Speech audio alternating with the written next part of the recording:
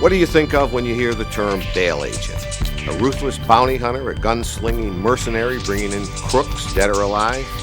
Or a back alley slime ball working to spring the bad guys the cops work so hard to put away? The fact is, these tired stereotypes could not be further from the truth. Today's bail agents are independent neighborhood businessmen and women who serve an essential function in the criminal justice system, freeing our jails from the costly burden of housing defendants and securely transporting them to and from court. Bail agents work to guarantee that those defendants, once released on bail, will appear in court to face their charges. My name is Robert Forster, and I'd like you to join me now as we meet some of these hard-working bail agents and see how the whole process works.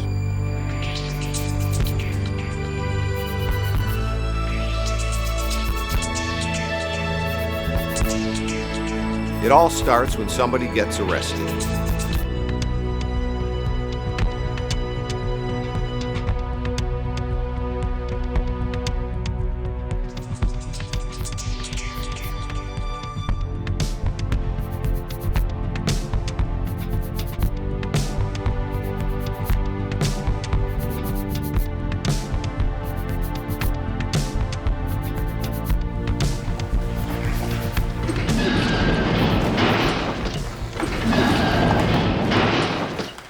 Jones, you've been charged with marijuana possession for sale, and your bail has been set at $50,000. $50,000?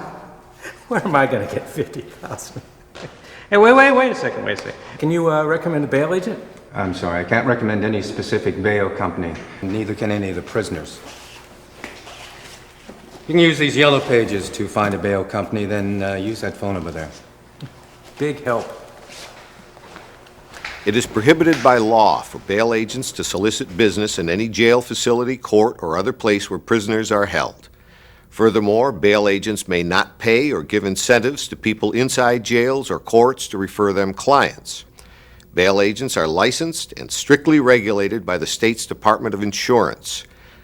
Once a bail agent has been chosen, he is contacted regarding the person in custody. Bail bonds, how can I help you?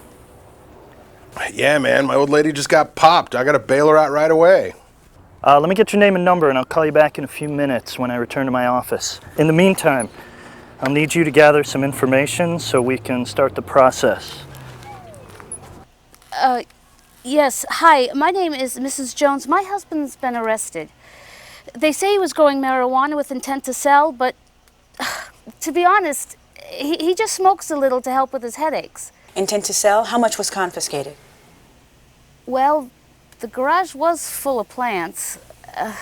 The police hauled it all away in, like, 3 trucks. Look, I think I can help you. Let me first ask a couple of questions. What is the name of the arrestee? Gary Jones. Gary. When was he arrested and where is he being held? Oh, he was arrested today, and he's being held at the Central Station downtown. Central? Okay. There seems to be a misunderstanding about the car rental agency. I was a little late returning the vehicle, but I sure didn't steal anything. This whole thing's crazy. But I do need to get out so I can get to work.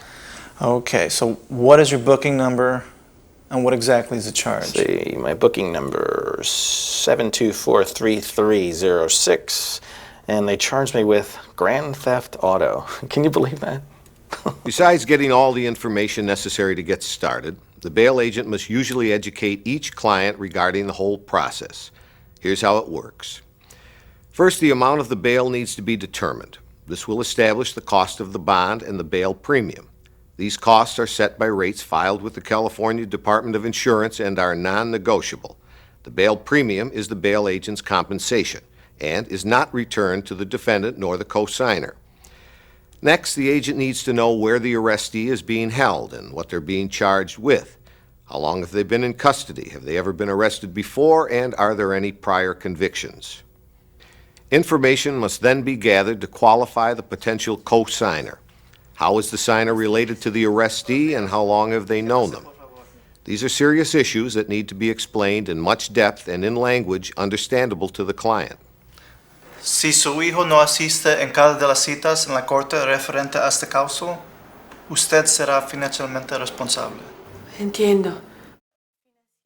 Once this information is gathered, the bail agent must then contact the facility where the arrestee is being detained. The arrestee's bail information needs to be verified, including booking name, bail amount, arrest charge, booking number, and court appearance information, detailing where and when the defendant needs to show up. Hi, Deputy. The reason for my call this morning is to get bail information on arrestee Brian Edmonds. Okay, last of Edmonds, Edward David Mary, Union Nora David Sam. Once this information is received, it is time for the cosigner to meet with the bail agent to complete the bond. The cosigner or cosigners must present pertinent documents such as their identification, tax records, proof of employment, and proof of collateral, such as a title to a car or real property to indemnify the bond. To indemnify means that should the arrestee fail to make all his or her court appearances pertaining to the case, the court would then forfeit the bail and the bail agency would have the statutory time to return the defendant to court. In California, this is 180 days. If they fail, the bail agency must pay the full value of the bond demanded by the state. Once this agreement is reached, the bail bond contract is explained in detail and signed. Copies are given to the cosigner or cosigners. Money is then paid for the bail premium, the bail agent's fee, which is usually 10% of the amount of the bond. This can be paid by either cash, credit card, or check. Agreements are signed and copies of all the documents are given to the signer. The arrestee's court appearance requirements are thoroughly explained, making sure the signer knows exactly when and where the arrestee must appear for arraignment. The bail agent then explains the signer's liability and potential risk of collateral loss. It is now time for the bail agent to post the bond at the jail for the arrestee's release. Can I help you? I'm here to post bail for Andre Fontenelle. The bondsman completes the necessary information on the bail bond and then gives it to the jailer. The jailer, of course, needs to carefully verify all the necessary information, including the bail agent's identity and the validity of the bond. The defendant is then reissued their personal property and released into the custody of the bail agent. The agent then meets with the defendant to gather personal information such as current and former residences and how long they have lived there. Detailed contact information is collected as well as family, employment, and personal reference. Should the defendant fail to appear, the bail agent needs to know where to start looking for them. Before they are set free, the bail agent makes sure the defendant knows exactly where and when they need to appear and the possible consequences if they don't. The defendant is now released, but the bail agent's job is far from over. The bondsman must continuously monitor and make sure the defendant lives up to their obligation to appear.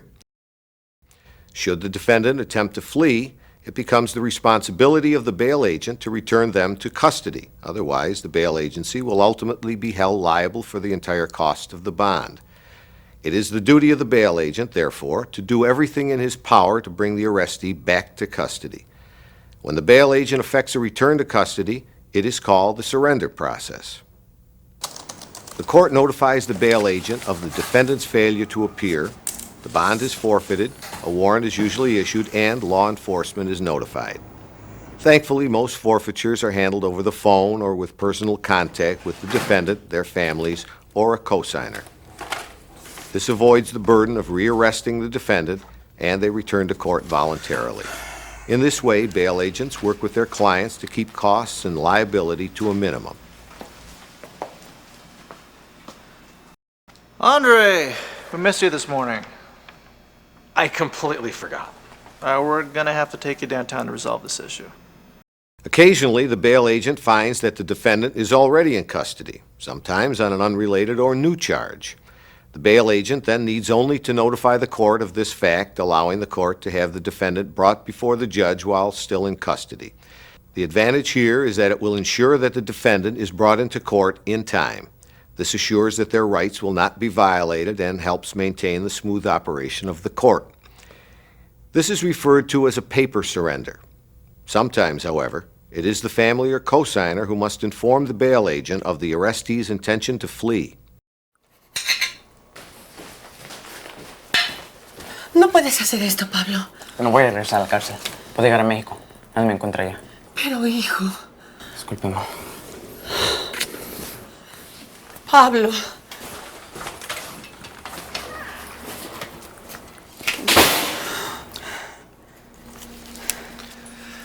Bail bonds, how can I help you?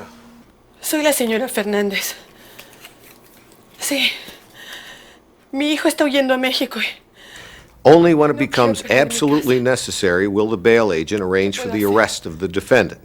This can be accomplished in the following ways. The bail agent locates the defendant and arranges for local law enforcement to effect the arrest based on the warrant issued by the judge. The bail agent can locate and arrest the defendant on their own and return them to custody of the court, or the bail agent can arrange for a legally qualified bail fugitive recovery specialist, or bounty hunter, to locate the defendant, arrest them, and return them to the custody of the court. In some cases, in cooperation with the agent, the court will set aside the forfeiture and reinstate the bail, releasing the defendant back on bail. The whole process is only over when the court exonerates or forgives the bail and the collateral is returned to the signer. This can only happen in one of three ways. The defendant is found guilty and sentenced. The defendant is found not guilty and the case is dismissed, or the defendant is returned to custody by the bail agent. The system of bail has been around for a very long time. It was first codified back in the days of English common law, and it's a system that still works today. In Los Angeles County, bail agents have an extremely high success rate in ensuring that defendants appear for sentencing. They save Californians millions of dollars each year by alleviating overcrowding in our jails, thus making room for criminals who are a serious threat to society, and they promote even further tax savings by placing the cost of operating the bail bond system not on the innocent taxpayer, but on the user of the system itself, the defendant. It's a big job, but fortunately there are qualified men and women who choose to do it. These are members of your community who make it their business to help protect our civil liberties and keep the criminal justice system running smoothly. These are your friendly neighborhood bail agents.